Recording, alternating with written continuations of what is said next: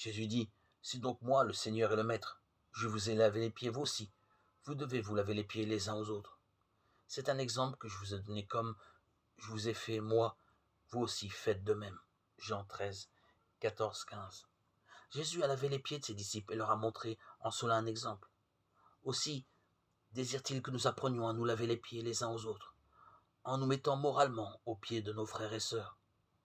Dans cette position d'humilité, nous pouvons les aider à rechercher la pureté, et cela est souvent réciproque. Nous devons faire ce geste les uns envers les autres en nous encourageant à écouter la parole de Dieu qui parle à notre conscience, nous purifie, nous libère. Laver les pieds d'un voyageur fatigué après une marche dans une région très chaude lui procurerait rafraîchissement et réconfort.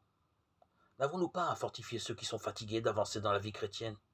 C'est avant tout un service d'amour mutuel, supposant que nous ayons un égal soin les uns des autres. 1 Corinthiens 12, 25.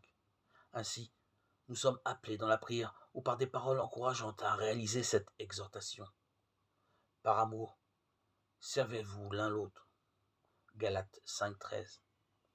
Laver les pieds d'un ami chrétien consiste à le servir, à l'aider pour que rien n'entrave chez lui sa communion avec Dieu, son service, sa relation avec ses frères et sœurs chrétiens. Une telle approche, comme de la part de Jésus notre Maître, est difficile. Nous risquons parfois d'être rejetés, incompris. Pourtant, c'est ce que le Seigneur désire. Et il nous encourage.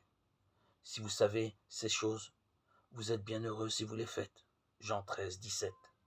C'est en vivant près de lui que l'on est préparé à le réaliser.